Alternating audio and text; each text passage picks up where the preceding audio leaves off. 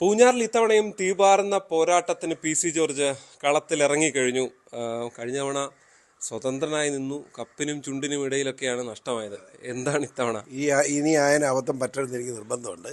അതുകൊണ്ട് വളരെ ആലോചിച്ച് ഉറച്ച തീരുമാനപ്രകാരം മത്സരിക്കുന്നത്. നേരത്തെ ഞാൻ ഒറ്റയ്ക്കായിരുന്നു. ഇപ്പോൾ ഇന്ത്യയിലെ ഏറ്റവും പ്രമുഖ കക്ഷി, അതായത് 21 കോടി മെമ്പർഷിപ്പുള്ള ഭാരതീയ ജനതാ പാർട്ടിയുടെ പ്രവർത്തകൻ എന്ന നിലയിലാണ് ഞാൻ സ്ഥാനാർത്ഥിയായിരിക്കുന്നത്. ബി ജെ പിയുടെ പിന്തുണ വന്നപ്പോൾ എനിക്ക് എതിരൊന്നും ഇല്ല. ഇവിടെ ഒരു സ്ഥാനാർത്ഥി എന്നതിൽ വലിയ വിജയം എനിക്കുണ്ടാവും. അത് നല്ല വിജയം ഉണ്ടാവും, 100% ബോധ്യമാണ്. ഈ കഴിഞ്ഞ വർഷം ഈ കുറച്ച് വിഭാഗങ്ങൾ മാറി നിന്നു തോൽപ്പിക്കുന്ന അതൊക്കെ ഇത്തവണ എന്താണ്? അതൊക്കെ പാവപ്പെട്ട ഒരു സമൂഹം അത്. ആ സമൂഹത്തിനടുത്ത് കള്ളപ്രചരണം നടന്ന് നശിപ്പിച്ച് ഉണ്ടാക്കി. അവരിപ്പോൾ ചിന്തിക്കാൻ എന്ത് ലാഭം? പിശിയോറായിരുന്നകത്ത് ഈ നാടിന് മുഴുവൻ കിട്ടാവുന്ന മുഴുവൻ കിട്ടി. ഞങ്ങൾക്ക് വീട്ടിൽ കയറി ചെല്ലാം പറയുന്ന മുഴുവൻ ചെയ്യുമായിരുന്നു. ഈ 5 കൊല്ലം ആരും ഇല്ലാതെ അനാഥമായി എന്ത് ലാഭം? അതുകൊണ്ട് പി സി ഓറിനെ വരണം നല്ലതെന്ന് അവർ തന്നെ ഇപ്പോൾ പറയുന്നത്. അവരാണിപ്പോൾ എല്ലാ ദിവസവും വീട്ടിൽ ആദ്യം കൂടുതൽ വരുന്നത്. ഈ അവരിൽ നിന്നൊക്കെയുള്ള ആളുകളെ മണ്ഡലം പ്രസിഡൻ്റൊക്കെ ആക്കുകയൊക്കെ ചെയ്തല്ലേ പേട്ടയിൽ? അങ്ങനെ അത് നേരത്തെ തന്നെ ആക്കി. അവർ ബി ജെ പിയുടെ മണ്ഡലം പ്രസിഡന്റ് ഒരു മുസ്ലിമാണ്. അതിന് ഞങ്ങൾ ഇപ്പോഴല്ല 20 കൊല്ലമായിട്ടാണ് ബി ജെ പി. എന്നൊക്കെ സീനിയറാണ്. അതും കുഴപ്പമൊന്നും എല്ലാം അങ്ങനെ നമ്മൾ സമുദായത്തിൻ്റെ അടിസ്ഥാനത്തിൽ ഞാൻ പറയാം. ഇന്നിപ്പോൾ പോയ മുണ്ടക്കയം മേഖല SNDP സമ്മേളനങ്ങൾ ഞാൻ പങ്കെടുത്ത മുഴുവൻ 300 പേര് ഒരു സമ്മേളനത്തിൽ SNDPയുടെ പാർട്ടിയുടെ അല്ല. എന്ന് വെച്ചാൽ അവർ ചെല്ലാൻ പറഞ്ഞിട്ടാണ് ചെന്നത്. വളരെ നല്ല പങ്കെടുക്കാൻ കഴിഞ്ഞു. ഈ BDJസിൻ്റെ ഒക്കെ വലിയ പിന്തുണ ഉണ്ടാവും. അപ്പോൾ സ്വാഭാവികം ഉണ്ടോന്നുകൊണ്ട് BDJസിൻ്റെ പിന്തുണ ഉണ്ടെന്ന് മാത്രമല്ല, നമ്മൾ 21-ാം തീയതി സമയം കിട്ടുമെന്ന് ചോദിച്ചിരിക്കുക. നമ്മുടെ തുഷാർ വെള്ളാപ്പള്ളിയോട്. തുഷാറിനെ കൊണ്ട് സമ്മേളനം ഉദ്ഘാടനം ചെയ്യണമെന്നാണ് പാർട്ടിയുടെ തീരുമാനം. അതായത് പിണക്കെല്ലാം മാറി തുഷാർ തന്നെ കളത്തിലിറങ്ങുകയാണ്. തുഷാറിനെ കൊണ്ട് നമ്മുടെ ഇലക്ഷൻ കൺവെൻഷൻ ഉദ്ഘാടനം ചെയ്യണമെന്നാണ് നമ്മുടെ കമ്മിറ്റി യുനാനിമസായി തീരുമാനിച്ച്. ഞാനത് മിസ്റ്റർ തുഷാറിനെ അറിയിച്ചു. ഇന്ന് തീർച്ചയായിട്ടും വിവരം പറയാമെന്ന് പറഞ്ഞിരിക്കുക. തൊട്ടടുത്ത് മകനും കൂടി ഇറങ്ങുകയാണ്. മകൻ ഈസിയായിട്ട് ജയിച്ചോളും, ഒരു കുഴപ്പമൊന്നും. അവനൊരു MLA യോഗ്യനാണ് പാലായിലെ ജനങ്ങൾക്ക് മനസ്സിലായിട്ടുണ്ട്. വളരെ മാന്യമായി. അവൻ അപ്പൻ്റെ മകന്. കള്ളത്തരവും പിടിച്ചുപറിയൊന്നും അവനില്ല. ഞാനിത് ഔട്ട് സ്പോക്കനാണെന്നൊരു സത്യമാണ്. പക്ഷേ അവൻ അതുമല്ല. അവൻ വളരെ അളന്ന് തൂക്കി കൃത്യമായി വർത്തമാനം പറയുന്നയാളാണ്. അത് എൻ്റെ മകനെപ്പറ്റി പൊക്കി പറയുകയല്ല.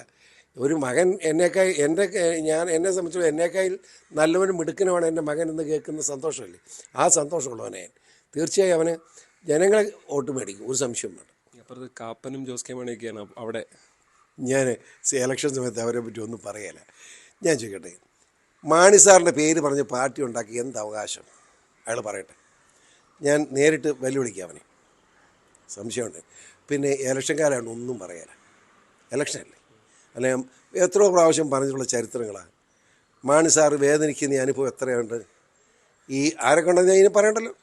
വേദനിക്കുന്ന കരഞ്ഞുകൊണ്ട് അതിനെ കെട്ടിപ്പിടിച്ച അനുഭവങ്ങളൊക്കെ എനിക്കുണ്ട്. ഞാൻ ഇവിടെ കസേര ഇരിക്കുമ്പോഴാണ് ഒരു ലാസ്റ്റ് വിളിച്ച്. അന്ന് അദ്ദേഹത്തിന് വീട്ടിൽ ചെന്ന് പിറ്റേ ദിവസം അദ്ദേഹത്തിന് കൊണ്ട് പിന്നെ അദ്ദേഹത്തിന് ഡെഡ് ബോഡിയാണ് വീട്ടിലെത്തിച്ചറിയാമോ? ആ വലിയ മനുഷ്യൻ 52 കൊല്ലം MLAയും സത്യത്തെ പറയുമ്പോൾ കരച്ചിൽ വരുന്നുണ്ട്. 52 കൊല്ലം MLA, 24 വർഷത്തോളം മന്ത്രി. ക്രിസ്ത്യാനിക്ക് ഇത്രയും വലിയൊരു നേതാവ് കേരളത്തിലുണ്ടായിട്ടില്ല. ആ മനുഷ്യന് സ്വന്തം വീട്ടിൽ നിന്നുണ്ടായ അനുഭവങ്ങൾ എനിക്കറിയാം. അതുകൊണ്ടാണ് പറഞ്ഞത്. ഞാൻ ചർച്ചയ്ക്കില്ല. ഈ കാപ്പനെ കുറിച്ചോ? കാപ്പൻ്റെ പ്രകടനം? ഞാൻ കഴിഞ്ഞ കാപ്പൻ ആദ്യം മനസ്സിൽ കാപ്പൻ ജയിക്കാൻ വേണ്ടി ഇച്ചിരി കൂടി കൊടുത്തയാളായി. പക്ഷേ കാപ്പൻ ഇതിനൊന്നും നേരമില്ല. കാപ്പന് വേറെ സിനിമ ഫീൽഡൊക്കെയാണ്, മറ്റു ഫീൽഡുകളിലൊക്കെ എടുക്കാനാണ്. അങ്ങനെ അങ്ങ് പോട്ടെ. വികസനമൊന്നും ചെയ്തിട്ടില്ല. അപ്പോൾ വികസനം മാത്രമല്ല, വികസനം ചെയ്യാൻ തുടങ്ങിയ ഉടനെ ഈ ജോസ് കെ മാണി ഒത്തിരിക്കുന്നതാണ് പറയുന്നത്. ജോസ് കെ മാണി പറഞ്ഞ് ഇവനൊന്നും ചെയ്തിട്ടില്ലെന്ന് പറഞ്ഞു. ജോസ് കെ മാണി ഇവൻ ചെയ്തിട്ടില്ലെന്ന് പറയുമ്പം ഇവൻ പറയുന്നില്ല എന്നെ ചെയ്യാൻ അനുവദിക്കണം. ഞാൻ ഒരു ഉദാഹരണം പറട്ടെ. 6 കോടി രൂപ MLA ഫണ്ടുണ്ട്. 1 കോടി MLA ഫണ്ടും ഇപ്പോൾ അത് 3 ആയി. 5 കോടി ആസ്തി വികസനമുണ്ട്. 6 കോടിയുണ്ട്. 5 കൊണ്ട് 30 കോടി രൂപയില്ലേ? അതെവിടെ ചെയ്തെന്ന് ഞാൻ പറയട്ടെ. അതെന്ന് പറയണ്ടേ? അത് ഞാൻ കണ്ടില്ല അത് പോകാനാ നിയമത്തിൽ. ഇവിടുത്തെ MLA കുറിച്ച് കൂടി സെബാസ്റ്റ്യൻ കുളത്തിങ്കൽ. ഞാനൊന്നും പറയല. ഞാനും അയാളും കൂടെ മത്സരിക്കുകയാണ്. ഗോദായി വെച്ച് കാണാം. കോൺഗ്രസ് തന്നെ ആയിരിക്കുമോ? ആർക്കറിയാം. ഞാൻ അതിലൊന്നും കോൺഗ്രസിൻ്റെ അവസ്ഥ എന്താവും ഇത്തവണ? ഞാൻ ഒരു പാർട്ടിയെ മോശമാക്കാൻ ഉദ്ദേശിക്കുന്നില്ല. അവരെന്താണ് അവർ തീരുമാനിക്കട്ടെ. ഈ കേരളത്തിൽ BJPയുടെ ഒരു സാധ്യത ഈ തെരഞ്ഞെടുപ്പിൽ എത്രയാണ് എന്നുള്ളത്? അത് കേരളത്തിൽ ഭരണം നടക്കണമെങ്കിൽ BJP തീരുമാനിക്കണം. മനസ്സിലായില്ലേ? ഒരു സംശയം വേണം. ഇല്ലെങ്കിൽ LDF UD ഒന്നിക്കണം. കഴിഞ്ഞ ത്രിതല പഞ്ചായത്ത് തെരഞ്ഞെടുപ്പിലും എല്ലാ തെരഞ്ഞെടുപ്പുകാരിലും ഞങ്ങൾ ജയിക്കും എന്നുള്ളിടത്ത് LDF UDF ഒന്നാകുകയാണല്ലോ. പഞ്ചായത്ത് ഇവിടെ ഇല്ല, ഞാൻ കണ്ടതാ. ഞങ്ങളെ 2 വോട്ടിനും 3 വോട്ടിനൊക്കെ തോപ്പിച്ച സ്ഥലത്തൊക്കെ LDF UDF ഒന്നിച്ചിട്ടാണ്. ഇത്തവണ അതിനൊക്കെ കടന്ന് ഞങ്ങളങ്ങ് പോകും. ഇവർ രണ്ടും കൂടി ഒരുമിച്ച് വന്ന് വോട്ട് ചെയ്താലും ഞങ്ങൾ ഉദ്ദേശിക്കും 15 കൂടുതൽ സീറ്റ് ഞങ്ങൾക്ക് കിട്ടും, ഒരു സംശയം വേണ്ട. കോട്ടയം ജില്ലയിൽ എത്ര സീറ്റാവും? കോട്ടയം ജില്ലയിൽ 3 സീറ്റ് ഞാൻ കിട്ടുമെന്ന് പ്രതീക്ഷിക്കുന്നു. 3 അല്ല 4 വരെ അവിടെ. ഏതൊക്കെയാണ്? വൈക്കം, പാല, പൂഞ്ഞാർ, കാഞ്ഞിരപ്പള്ളി, ഈ 4 സീറ്റും കിട്ടാം. വൈക്കം വരും അല്ലേ? വൈക്കം വരും. എന്താ അതിന് പ്രത്യേക കാരണം? അവിടെ മത്സരിക്കുന്ന സ്ഥാനാർത്ഥി MLA ആണ്, BJPയുടെ പഴയ MLA ആയിരുന്നാലും മിടുമെടുക്കാൻ, അതുകൊണ്ടാണ് ജയിക്കും.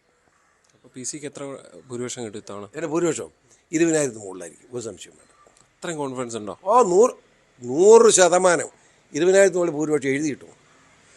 ഇതാണ് PC ജോർജിൻ്റെ കണക്ക്. എന്തായാലും 20,000 മുകളിൽ ഭൂരിപക്ഷത്തിൽ പൂഞ്ഞാറിൽ PC ജോർജ് വീണ്ടും ജയിക്കും എന്ന് അദ്ദേഹം അവകാശപ്പെടുന്നു. തീർച്ചയായും വലിയ ചരിത്രപരമായ പോരാട്ടം തന്നെയാണ് ഇത്തവണയും പൂഞ്ഞാറിൽ നടക്കുന്നത്. വിധി എന്തെന്ന് തീർച്ചയായും കാത്തിരുന്ന് തന്നെ കാണാം. ഈരാറ്റുപേട്ടയിൽ നിന്ന് G. ശ്രീജിത്ത്, News 18.